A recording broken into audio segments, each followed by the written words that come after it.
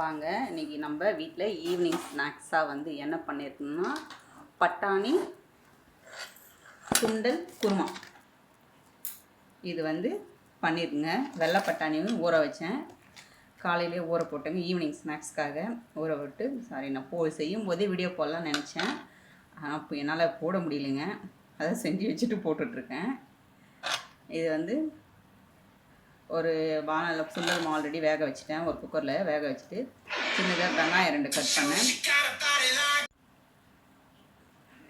2 spoon எண்ணெய் ஊற்றி வெங்காயத்தை பொடிசாக கட் பண்ணுங்க. வெங்காயம் நல்லா வதங்கிச்சு, வதங்கினதுக்கப்புறம் இஞ்சி பூண்டு போட்டேங்க. இஞ்சி பூண்டு போட்டு நல்லா வதக்கிட்டு அப்புறம் தக்காளி போட்டு நல்லா வதக்கினேங்க. 2 தக்காளி போட்டேங்க. நான் 1/4 கிலோ வெள்ளை பட்டாணி போட்டேங்க. பச்சை பட்டாணி இல்லைங்க, வெள்ளை பட்டாணி போட்டேன்.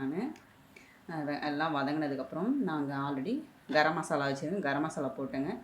அப்புறம் வந்து நம்ம வீட்டு மிளகாத்தூள் இருக்குங்களா, சாம்பார் போடுறோம் இல்லைங்களா, அந்த மிளகாத்தூள் போட்டு நல்லா வதக்கிட்டு அந்த பட்டாணி வேக வச்ச தண்ணி இருந்தது இல்லைங்களா, அதை ஊற்றி விட்டேன். அதை ஊற்றி நல்லா கொதிக்க விட்டேங்க. கொதிச்சதுக்கப்புறம் அந்த பச்சை வாசம்லாம் போட்டுன்ட்டு கொதிக்க வச்சேன். கொதிச்சதுக்கப்புறம் பட்டாணி இருந்ததுங்க, அது நல்லா குழைய வேக வச்சுருந்தேங்க. நான் அதை அப்படியே எடுத்து விட்டு கொதிக்க விட்டுருந்தேன். கொதிச்சதுக்கப்புறம் பண்ணிட்டு நல்லா திக்காச்சு. அதுக்கப்புறம் கொத்தமல்லி கட் பண்ணி வச்சுருந்தேன், கொத்தமல்லி போட்டு விட்டேன். இப்போ வந்து அதான் கூட இங்கே பாருங்கள், நான் வந்து வச்சுருக்கேன் பாருங்கள். இது வந்து 2 கரண்டி அந்த இது ஊற்றி மேலே அந்த காரா பூந்தி கடையிலேருந்து வாங்கிட்டு வந்துட்டாங்க, அது போட்டு மேலே வெங்காயம் வச்சுருக்கேன், அதுக்கு மேலே கொத்தமல்லி வச்சு இப்போ சாப்பிட ரெடி ஆகிடுச்சு. Evening snacks. மழை வேறு பெஞ்சதுங்களா, நல்லா சூப்பராக அருமையாக இருந்ததுங்க.